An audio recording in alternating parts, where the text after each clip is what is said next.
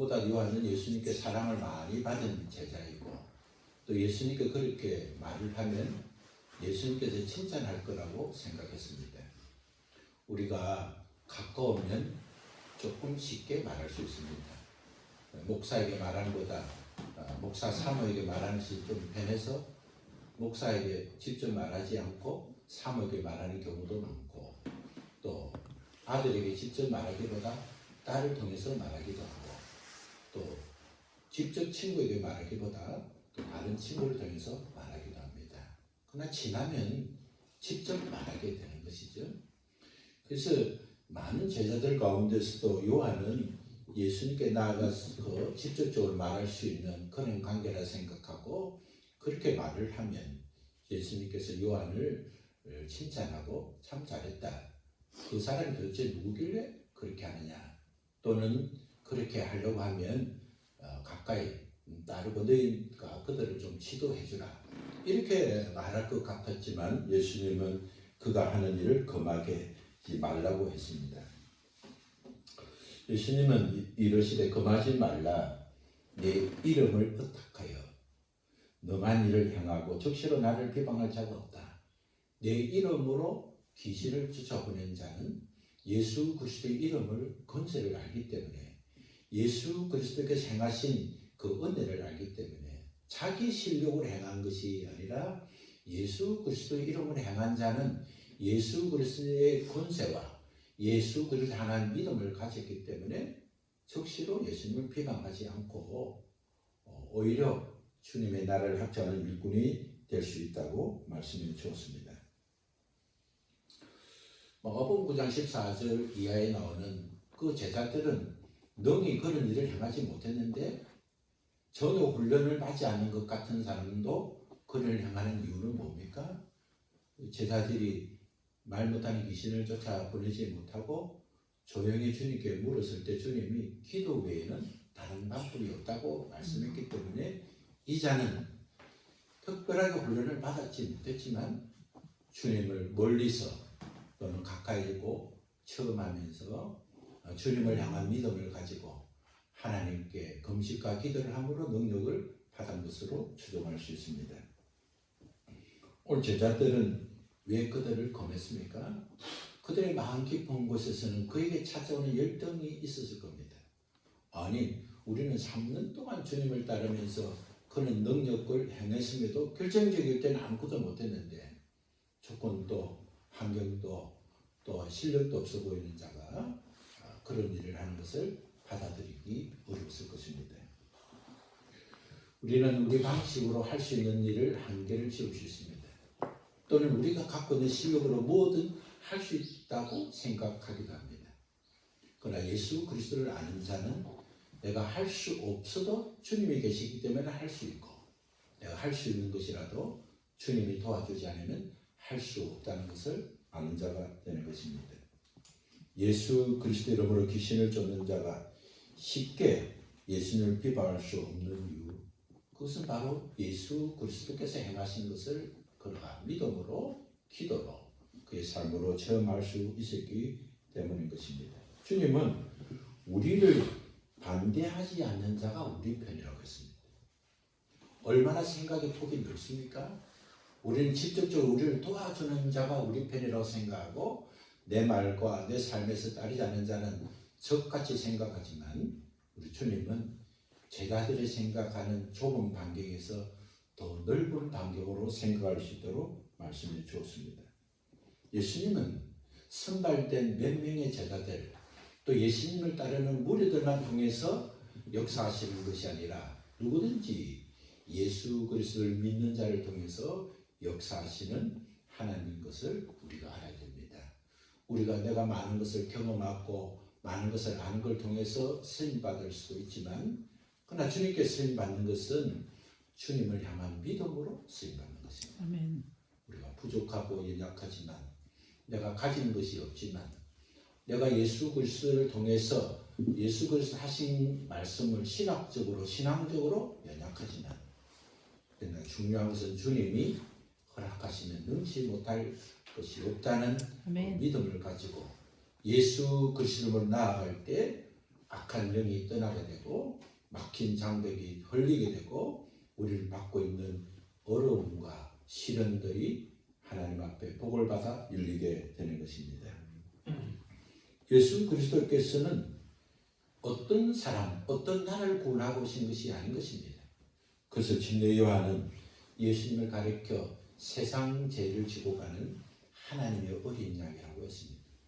예수님은 이스라엘 백성을 구원하기 위해서 오신 어린 양이 아니라 세상의 모든 자들, 누구든지 예수 그리스도 앞에 나오는 자들, 회개하고 예수 그리스도를 나의 주인으로 영접하는 자들에게 구원을 주시려고 이 땅에 오셨음을 말씀했습니다. 요한복음 3장 16절에서 예수님이 말씀하신 것처럼 누구든지 예수 그리스도를 믿는 자마다 멸망치 않고 영생을 얻게 하시는 것이 하나님의 약속이고 사랑이고 은혜인 것입니다. 우리는 누구든지 어떤 자라도 하나님께 쓰임받을 수 있습니다. 예수 그리스도의 이름을 의지하고 믿음으로 나아가는 자는 하나님의 은혜를 누릴 수 있고 그 큰 일을 행할 수 있습니다. 내가 예수 믿은 지가 얼마가 되느냐, 내가 성경을 얼만큼 많이 보느냐, 내가 얼만큼 믿음생활을 많이 하느냐가 결정적인 것이 아니라 내가 예수 그리스도를 얼만큼 믿고 얼만큼 내가 그것을 누리냐, 또 누리고자 하는 믿음을 가졌느냐 하는 믿음의 분량대로 하나님을 향한 믿음의 전진대로 쓰임받게 되는 것입니다. 민수기 11장 29절에 보면 70장로들이 해막에 모였는데 그 자리에 에땀과 메다시라는 두 사람이 참석하지 못했습니다. 근데 그들이 참석하지 못한 이유는 그들이 해막에 오지 않고 진중에 있었는데 갑자기 하나님의 영이 임해서 예언을 하였기 때문입니다. 그래서 어떤 소년 하나가 모세에게 달려와서 사실을 보겠습니다. 오늘 두 사람이 해막이 아니라 진중에서 하나님의 영으로 충만해서 예언을 하기 시작하는데 이 일을 어쩌면 좋겠냐고 보고를 했습니다. 보고를 받고 있던 옆에 여호수아가 있었는데 여호수아가 모세에게 그들이 예언하는 것을 금하게 해야 된다고 말했습니다. 그때 모세는 여호수아를 책망했습니다. 너가 나를 위하여 시기하느냐. 모세만이 예언하고 모세만의 능력을 나타내야 되는데 전혀 다른 사람이 그것도 진중에서 해종에 나오지 않는데 예언을 하는 것을 보고 지도력이 상실되고 어떻게 그 사람이 그런 일을 할 수 있습니까? 못하게 하세요 하니까 모세는 그렇게 하는 것이 아니라 하나님의 영광이 드러나야 되지 한 사람의 영광이 드러나서 되겠느냐고 모세를 책망한 것입니다. 큰 사람은 작은 이익보다 큰 이익을 생각해야 하는 것입니다. 나 혼자의 이익보다 다른 사람과 함께 누리는 이익을 생각해야 하는 겁니다. 좋은 지도자는 내가 속한 지역과 환경만 잘 되는 것이 아니라 전체가 잘 되는 겁니다. 선진국은 자기 나라만 위해서 사는 것이 아니라 자기 나라가 잘 되기 위해서는 약한 나라, 가난한 나라, 도움이 필요한 자를 도와줘야 된다는 사실을 알기 때문에 약하고 어려운 나라를 지원하고 약하고 어려운 자들을 돕는 것입니다. 경기가 좋지 않으면 손해보는 장사를 더 이상 할 수 없어서 폐업하는 사업들이 많이 있습니다. 우리의 현실은 장사와 같은 삶을 사는 것입니다. 내가 살면서 투자하고 내가 정성 드는 것이 이익이 없으면 그 일을 마치게 되는 겁니다. 하나님의 법을 알지 못하면 고객의 입장과 상대와 소비 전략을 알지 못했기 때문에 사업이 많은 것처럼 하나님의 법을 모르면 나와 상대할 상대를 모르면 내가 삶과 행동의 반경을 바꾸지 않으면 결코 인생은 성공할 수 없는 것입니다. 좋은 값을 지불하는 것은 이유 없이 좋은 값을 지불하지 않습니다. 우리가 일상의 음식을 먹을 때 8,000원 정도를 주고 밥을 먹다가 어떤 경우는 한 2만 원 정도의 음식값을 지불할 때는 2만 원을 지불할 만한 그런 대가를 받아야 우리가 아깝지 않습니다. 오히려 거기에 더 쓸 수도 있습니다. 그러나 2만 원의 돈을 지불했는데도 불구하고 8,000원만 치도 되지 못하는 그런 음식과 환경과 분위기가 되면 다시는 그들을 가지 않습니다. 사람은 지불할 대가만큼 지불하고 지불한 대가 이상으로 대우를 받으면 그 이상을 또 지불하게 되는 것입니다. 하나님의 법은 심는 대로 행한 대로 거두는 법입니다. 이것을 심었을 때 이것을 거두고 저것을 심을 때 저것을 거두게 되는 것입니다. 잠시 그냥 한번 가본 곳인데 생각보다 너무 좋아서 또 한번 찾아가기도 하고 결심하고 갔는데도 너무 안 좋아서 다시는 가지 않게 될 뿐 아니라 다른 사람이 가고 살 때도 그곳에 가지 말라고 말하는 것입니다. 내가 하나님의 사람으로 하나님의 일꾼으로 하나님께 복을 받으면 다른 사람도 주께로 놓는 데 우리가 힘쓸 수 있고 도구가 되지만 우리가 하나님께 은혜를 받지 못하고 복을 받지 못하면 다른 사람에게도 복을 받는 길을 막을 수가 있는 것입니다. 우리가 살다 보면 다른 사람을 대접하면 복을 받는 하나님의 법칙이 있습니다. 그러나 다른 사람을 대접하기만 하면 복을 받는 것이 아닌 것입니다. 오히려 가난한 사람을 대접했기 때문에 우리가 저주를 받을 수가 있습니다. 하나님께서 어떤 사람을 책망하시고 그래서 가난의 값을 지불하고 있어야 되는데 우리가 임의적으로 그 사람을 도우면 오히려 손해를 볼 수 있습니다. 오늘 우리가 본문의 말씀을 보도 누구든지 나를 믿는 자가 실족하게 되거든. 나를 따르는 자가 어떻게 하면 되거든. 이런 전제 조건이 있는 것입니다. 누구나 돕고 누구나 사랑하는 것이 아니라 주님을 따르는 자가 우리가 볼 때 좀 연약하게 있고 좀 부족한 게 있어도 책망하고 이유가 되는 것이 아니라 오히려 그를 도와줘야 한다는 것입니다. 주님을 믿고 따르는 자가 하나님께서 우리를 통해서 도움이 필요할 때 도와주라고 할 때 도와줘야 되는 것이지 우리가 임의적으로 내가 어려운 사람을 도와주면 하나님께서 내게 복을 주실 것이다 하는 것은 자기의 방식이지.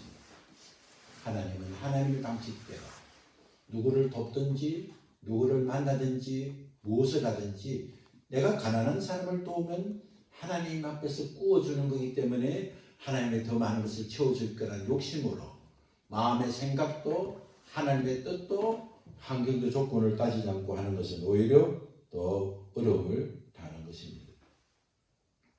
오늘 예수님께서는 연자맷돌을 메고 물에 빠지는 상황을 설명했습니다. 우리가 42절을 같이 읽겠습니다. 시작. 또 누구든지 나를 믿는 이 작은 자들 중 하나라도 실족하게 되면 차라리 연자맷돌이 그 목에 매어 바다에 던지는 것이 나으리라. 이것은 당시에 수리아와 헬라 지역에서 사형 처형하는 하나의 방식입니다. 첫 번째로 찾은 곳은 부산의 우리가 십자가의 형태를 통해서 처형하는 것도 가장 극렬한 처형 방법이지만 사람이 어떤 중범을 그렸을 때 다시는 살지 못하도록 연자맷돌을 목에 감아서 물에 수상시키는 것도 하나의 사형 처형의 방법이었습니다. 예수 그리스도께서는 나를 믿는 이 작은 자들 중 하나라도 실족하게 되면 이런 처형을 받는 것보다 더 심한 처형을 받게 된다는 겁니다. 예수 그리스도께서는 우리 자신이 하나님의 은혜의 도구가 되기도 하고 또 하나님의 은혜를 가로막는 걸림돌이 되기도 한다는 겁니다. 다시 말해서 우리를 통해서 어떤 사람을 실족시킬 수도 있고 또 어떤 사람을 전쟁당할 수 있는 발판이 될 수도 있다는 겁니다. 어떤 사람이 예수 믿고 구원받고 예수 그리스도 이름으로 믿음 생활을 하면서 나도 예수 그리스도 이름으로 선포할 때 귀신이 나아가는 것을 보고 이것도 내가 하나님께 쓰임받는 일이고 이것도 내가 주의를 하는 것이라고 생각하고 예수 그리스도의 귀신을 쫓아보내는데 금하지 말라. 너는 자격이 되지 않는 거 아닌가? 너가 종교 과정을 거치지도 않았고 우리처럼 예수님께 직접 부름을 받은 것도 아니고 또 너희들 예수님의 무리 속에 계속해서 열렬한 지지자가 아님에도 불구하고 네가 이렇게 하는 것은 아니다. 하고 금한 것이 바로 그 사람을 실족하게 한 거예요. 그래, 나는 정말 예수 그리스도의 제자가 아니지. 나는 제자들로부터 인정받지 못하는 자지. 그러니까 내가 어떻게 그걸 한단 말이냐 하고 그는 그 사역에 실족하는 사람이 되기 때문인 것입니다. 우리는 연약한 자를 돕는 자입니다. 우리가 성경을 알고 영적 경험을 하고 여러 가지 우리가 하나님과 가까워졌던 어떤 가치를 알고 그런 깊이를 알았다면 그것을 가지고 상대를 책망하고 너는 그것이 문제라고 하는 것이 아니라 우리가 가지고 있는 하나님을 향한 체감하고 또 누렸던 그 은혜만큼 약한 자를 도와야 하는 것입니다. 예수님을 믿으라는 그 말 때문에 예수님을 안 믿을 수 있고 예수님을 믿으라고 말 한마디 안 했지만 예수 믿는 자의 생각과 성품과 환경과 조건을 보면서 나도 어떻게 하면 예수를 믿을 수 있느냐고 묻기도 하는 것입니다. 바울과 실라가 감옥 안에서 행했던 그가 고난 중에서도 찬송하고 기도하고 옥문이 열린데도 탈출하지 않고 그가 생각하고 말하고 행동하는 것을 본 간수가 어떻게 하면 구원을 받을 수 있냐고 물었던 것처럼 오늘 우리는 입으로 전도지를 통해서 전도하는 훌륭한 방식도 있지만 그러나 우리의 삶이 전도지가 되고 우리가 연약한 자 예수 그리스도를 따르고자 하는 자에게 우리가 실족하지 않는 것이 오히려 믿음으로 전진하는 일에 쓰임을 받을 수가 있는 것입니다. 인간은 인간으로서 살지 못하고 특별히 신앙으로 살지 못하게 하는 최고의 도구가 뭡니까? 그것은 바로 손과 발인 것입니다. 손이 죄를 짓고 팔이 죄를 짓습니다. 그것을 만지지 않으면 죄를 짓지 않은 것을 만집니다. 그것에 가지 않으면 죄를 짓지 않는데 그것을 가게 됩니다. 우상이 있는 곳, 하나님의 은혜가 없는 곳, 하나님이 기뻐하지 않는 곳으로 가지 않으면 훨씬 범죄를 덜하게 되고 하나님과 더 가까운 곳에 삶을 유지할 수 있음에도 불구하고 우리는 그곳에 갔기 때문에 그것을 취했기 때문에 손해보는 것이 얼마나 많습니까? 그러나 우리의 손과 발이 죄를 짓게 된 것은 손과 발의 잘못이 아니라 그 손과 발을 움직이는 마음이 있는 것입니다. 아무리 손과 발이 건강해도 내 마음이 그곳에 있지 않으면 손도 발도 그곳에 있지 않는 것입니다. 다시 말씀드리면 우리가 고쳐야 할 때 그것은 손과 발이 아니라 손과 발을 움직이는 우리의 심령에 근거가 있다는 사실을 알고 인간의 육체가 아무리 중요하다 하더라도 혹은 손 하나가 없어지고 혹은 발 하나가 없어지더라도 그보다 더 중요한 것은 그 손과 발을 움직이는 심령이 있기 때문에 그것을 없애지는 과정이 마음을 고치는데 더 결정적 역할을 할 수 있다면 그것은 내 신체의 가장 중요한 부분이라도 손해볼 각오를 하고 잃어버릴 수 있는 잃어버리는 아픔을 겪는다더라도 마음을 지키는 것이 또 그것을 포기하는 것이 얼마나 중요한 것인가를 본문은 우리에게 상세하게 말씀해 주고 있는 것입니다. 살아있는 조건을 갖춘 것, 건강한 생명체계 중요한 내가 얼마나 건강한가, 내가 정말 생명을 가지고 있는가에 확인되는 것은 무엇입니까? 그것은 전진하는 것입니다. 어린아이는 가만히 있을 수가 없습니다.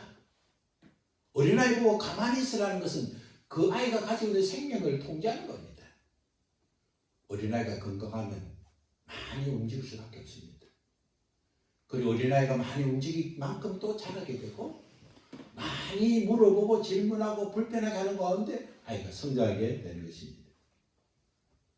생명을 가진 자, 건강한 생명을 가진 자의 그가 나타나는 정상은 활동하고 성장하고 성숙하는 것입니다. 사람은 자기의 주어진 일에 감사하면서 현실을 받아들이는 것도 중요하지만 나에게 생명의 활성화가 있으면 그대로 있지 못합니다. 내가 늙었기 때문에 내가 병들었기 때문에 내가 약하기 때문에 이 정도만 됐어 하는 순간 그의 생명은 정지되는 겁니다. 그냥 이 나이가 어때서? 이 나이가 얼마든지 나에게 준 일을 할 수 있어. 이 형편에서 나는 할 수 있어. 이 정도 자본이지만 이 자본으로도 나는 얼마든지 할 수 있어. 이런 조건이지만 나는 얼마든지 전진할 수 있다고 생각하고 전진하는 자만이 더 나은 삶을 살 수 있고 더 나은 삶을 누릴 수 있고 그가 가지고 있는 생명이 참된 생명이고 그는 그 생명이 점점 활성화되겠다는 증거가 되는 것입니다.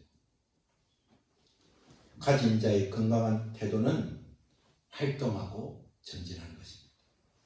그렇기 때문에 노년이 되어서도 성공하는 사람, 노년이 되어서도 가치를 상실하는 사람, 가난하고 흙수저 같은 그런 인생으로 시작되었지만 그 인생과 삶을 거절하고 성공한 사람은 그가 갖고 있는 생명이 온전한 생명이었고 그는 활동이 있는 생명을 통해서 전진할 수 있었기 때문인 것입니다.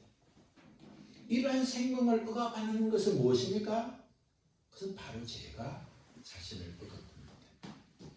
죄가 어떤 것이 죄입니까? 하나님 법대로 살지 않게 하는 것이 바로 죄인 것입니다. 하나님께서 주신 법 아래 하나님이 심는 대로 행한 대로 거두시게 하는 그 법을 잊어버리고 자기 방식, 자기 수단으로 사는 것이 바로 하나님과 이탈되는 것이고 이탈된 게 바로 죄라고 정의할 수 있는 것입니다. 죄는 하나님께서 정하신 법칙과 역행하게 합니다. 죄의 크기가 넓이만큼 하나님을 떠나고 자기 방식으로 살게 합니다. 죄의 유혹이 크면 클수록 자신은 통제할 수가 없습니다. 육신의 정욕과 안목의 정욕과 이생의 자랑으로 가득 차 있으면 이것을 어떻게 제어할 수가 없습니다. 주인으로부터 훈련받지 않는 그런 짐승은 통제가 어렵습니다.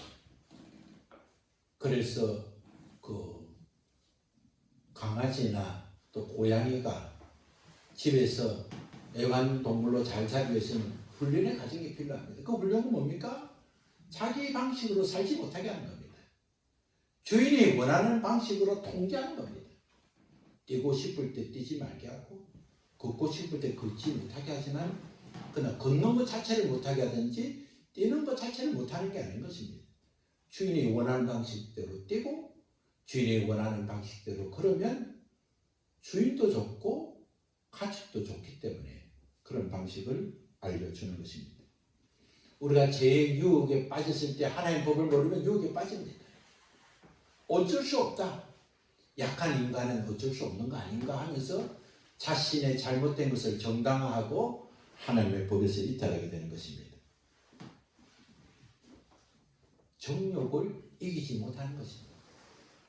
죄의 법, 사망의 법이 생명의 법보다 강해져서 하나님을 두려워하지 않고 자신이 하나님께 받을 복을 누리지 못하게 되는 것입니다. 정욕을 억제하고 버릴 수 있는 인생이 되어야 절름발 인생이 되지 않는 것입니다. 오직 각 사람이 시험을 받는 것은 자기 욕심에 끌려 미혹됨이니 욕심이 잉태하여 죄를 낳고 죄가 장성한 적 사망을 낳는다고 말씀했습니다.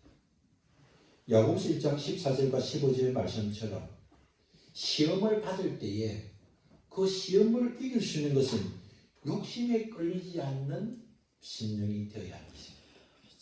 이것은 잘못된 욕심이야. 하나님이 주신 욕심이 아니라고 발견될 때 그것을 끊을 수 있어야 됩니다. 욕심에 끌려 미혹되면 그 욕심이 잉태해서 죄를 낳게 되고 죄가 살아나서 사망을 주게 된다고 말씀했습니다. 우리의 죄의 문제를 우리가 어떻게 다루냐에 따라서 우리의 욕심을 제어할 수도 있고 나쁜 욕심, 좋은 욕심을 분별할 수도 있고 또 그 선택에 따라서 우리가 생명도 얻을 수 있고 죽음도 얻을 수 있다는 것을 알게 됩니다. 우리가 우리의 죄를 어떻게 다루냐에 따라서 우리의 상급도, 우리의 행편도, 우리의 현실도, 우리의 영혼도 결정할 수 있다는 것입니다. 모든 것은 하나님의 주권 아래 하나님의 은혜로 시작되고 마치지만 하나님이 정하신 은혜와 축복과 능력은 누구에게나 공평하게 허락된 사실이고 그 공평함은 우리가 말씀을 믿고 의지하고 순종한 만큼 받는 그런 공평인 것입니다. 일하는 자나 일하지 않는 자와 똑같이 주는 공평이 아니라 늦게 시작했지만 기회를 놓쳤지만 지금이라도 준 기회를 놓치지 않고 하나님 앞에 충성된 일꾼이 될 때 하나님께서 일한 것만큼 행한 것만큼 은혜를 베풀어 주신 것입니다. 우리가 어떤 삶에서 새롭게 시작하는 시작은 회개로부터 시작이 되는 것입니다. 우리가 예수님을 믿는 것도 회개하고 예수님을 나의 주를 모실 때 우리가 구원받았고 구원받은 우리도 회개한 것만큼 마음이 변화가 받고 삶의 변화받고 산 것과 은혜를 누리게 되는 것입니다. 레위기 2장 13절의 말씀을 보면 하나님께 드리는 모든 제물에는 소금을 뿌리라고 말씀했습니다.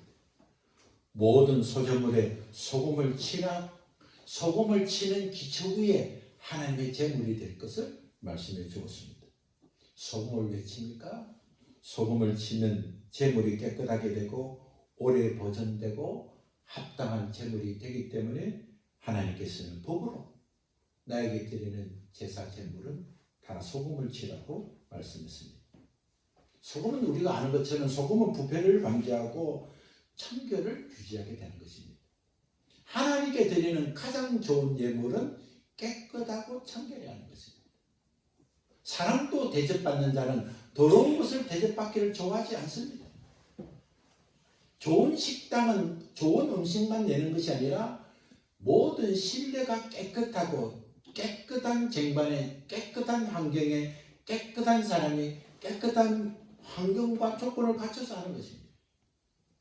똑같은 생선이지만 어떤 쟁반에 따라 담느냐에 따라서 값이 다른 것입니다.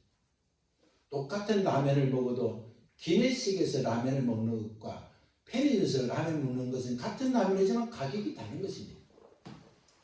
라면이 달라진 것이 아니라 라면을 먹는 환경이 달라지고 그것을 내어주는 사람이 달라지기 때문에 값이 달라지는 것입니다. 오늘 예수님께서는 너희 속에 소금을 두고 서로 화목하라고 말씀했습니다. 소금이 부패를 방지하고 청결해 주듯이 하나님 앞에 쓰임받는 제자, 하나님 앞에 쓰임받는 일꾼이 되려면 그의 마음과 생각이 회개로 청결하고 깨끗한 마음으로 그렇게 되어야만 서로 화목할 수 있다고 말씀해 주신 것입니다.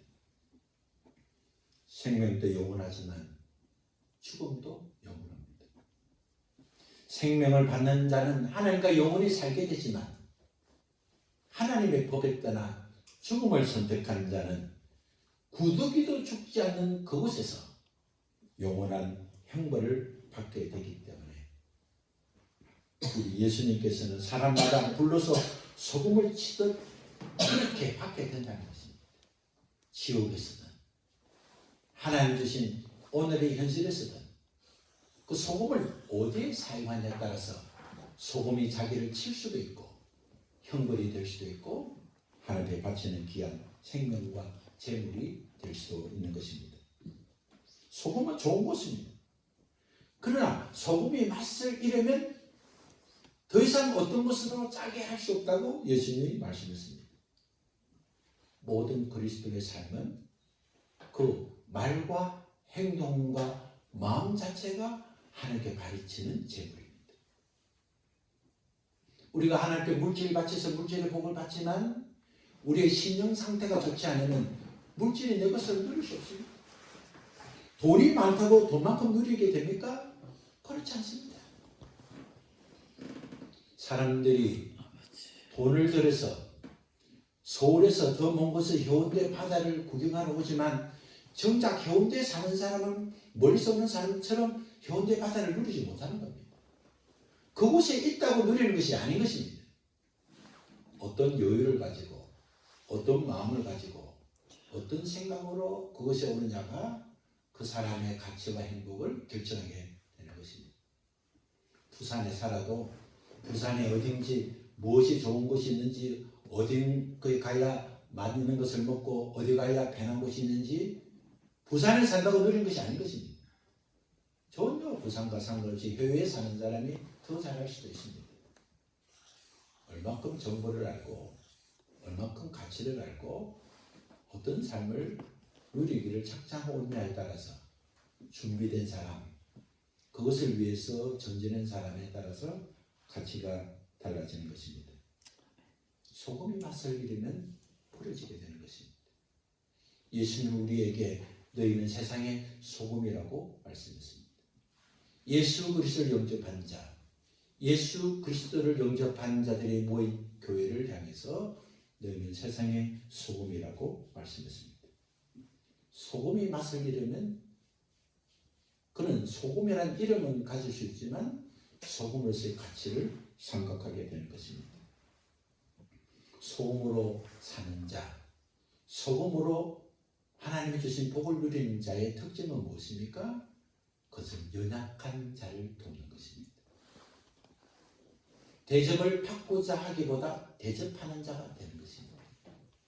오늘 우리가 아프고 다치고 성숙하지 못하는 이유는 뭡니까? 내가 인정받고 대접해야 되는데 나를 인정하지 않고 대접하지 않기 때문에 마음이 아픈 것입니다. 누군가 나를 도와줘야 되는데 나를 도와지 않고 방해하고 있기 때문에 마음이 아픈 것입니다. 우리는 누군가로부터 도움도 받아야 되고 누군가로부터 인정을 받아야 하지만 그럼 우리는 좀 더 큰 마음, 넓은 마음으로 나아가야 되는 것입니다.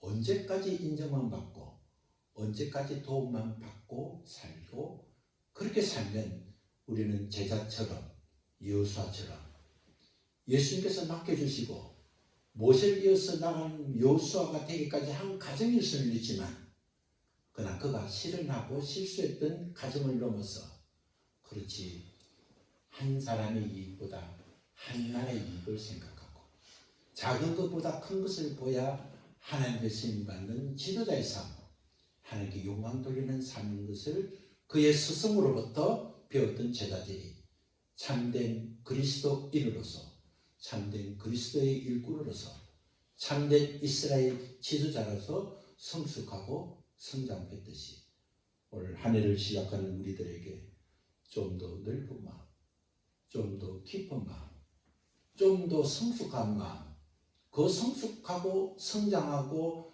전진하는 마음은 회개하지 않고는 결코 될 수 없다는 사실을 알고 자기가 살아왔던 것을 그대로 인정하고 자기가 살아갈 방식을 그대로 인정하기만 하면 나아질 수가 없는 것입니다.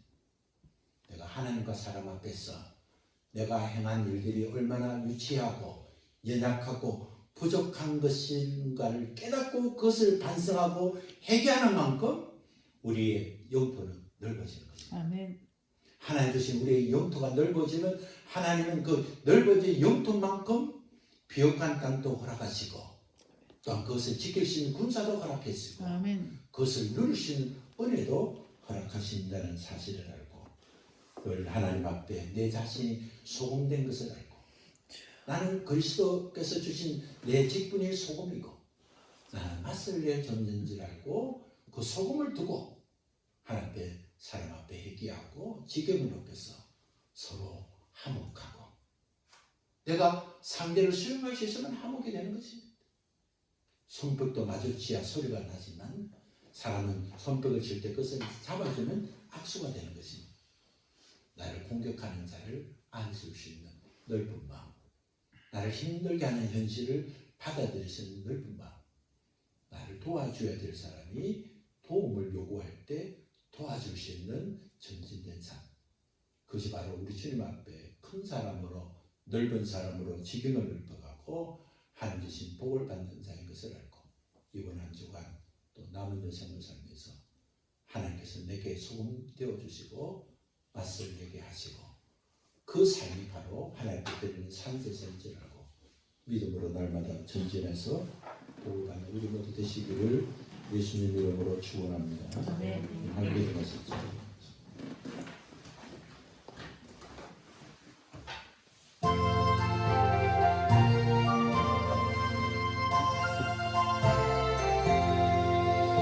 은혜 구한 내게 은혜의 주님 은사 원한 내게 은사의 주님 신유 구한 내게 신유의 주님 나의 마음속에 지금 오시네 나의 생명 되는 내 주 예수님 영원토록 모시고 내 기쁨 넘치네 말씀 위에 서서 내 떡 버리고 감정을 버리고 말씀에 서니 불완전한 믿음 완전해지고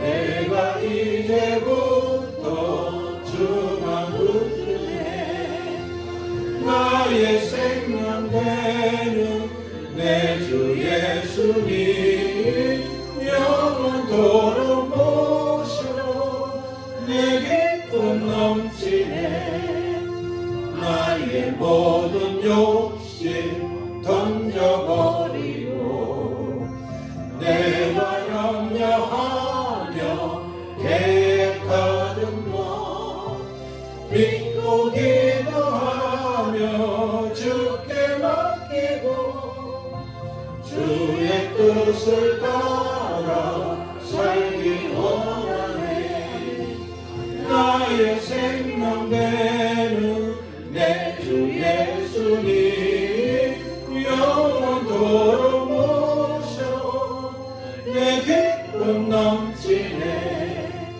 믿음으로 탓을 주께 던지고 끊임없이 주를 찬송하면서 저는 나를 위해 일해왔으나 이제 주만 위해 힘써 일하리 나의 생명 되는 내 주 예수님 영원토록 모셔 내 기쁨 넘치네 나의 소망 되는 구주 예수님 이 세상에 다시 강림하겠네 나의 등불 밝혀 손에 들고서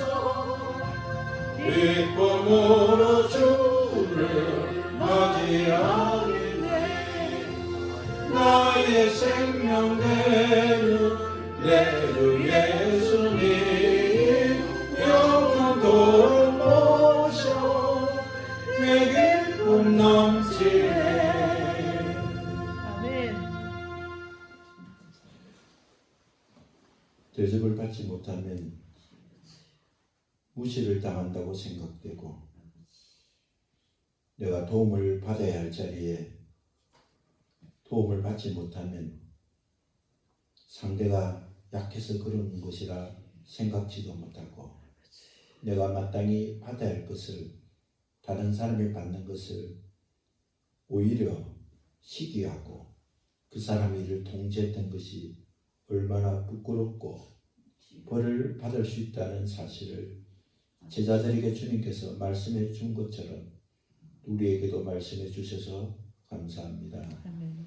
하나님, 우리의 마음의 크기만큼 우리의 심령의 넓이만큼 우리가 회개하고 변화된 것만큼 하나님 앞에 큰 자로 쓰임받고 또 하나님이 주신 나라와 지경을 넓히게 된다는 사실을 다시 한번 깨닫게 하심을 감사합니다. 손과 발의 문제가 아니라 우리의 심령의 문제가 모든 삶의 원천인 것을 깨닫고 우리의 심령을 주님께 맡기고 날마다 우리에게 찾아오는 가로막힘을 회개하고 주님과 더 가까운 관계에서 하나님 주신 은혜와 또 은사를 누리기를 원합니다. 아멘. 이 땅에서 약한 자로 가난한 자로 살지 않고 또 하나님의 나라가 완전하게 입성될 때도 약하고 가난한 자로 살지 않는 그런 실력과 권능과 건세를 가진 자로 살기를 원합니다. 작년의 삶을 회개하고 어제의 삶을 회개하고 오늘의 좋은 삶을 강건하게 살 수 있는 실력 있는 그리스도, 맛을 내는 그리스도가 되게 하시고 소금을 통해서 서로 하나님을 사랑하고 화목하는 일에 힘쓰는 우리 세문교회와 성도들이 되게 하여 주옵소서. 이제는 우리를 구원하신 예수 그리스도의 은혜와 그 구원을 허락하신 하나님의 사랑과 그 구원을 통해서 우리 안에 내주하시는 임무원님 되시는 성령님의 교통하심이 오늘 주님의 말씀을 듣고 약한 자를 돕고 또 대접받기보다 대접하기를 힘써서 주라 그리하면 흔들어 넘치게 하시리라는 주님의 축복을 행실을 통해서 받는 것 아니라 마음과 진정으로 회개하고 정결한 마음으로 그것을 받기를 원하는 사랑하는 믿음의 자녀들 머리 위에 저들의 가게와 그들의 가정과 그들의 사업장과 그들의 생업 위에 이제부터 영원토록 함께 계시기를 우리 주 예수 그리스도 이름으로 축원합니다. 아멘. 감사합니다.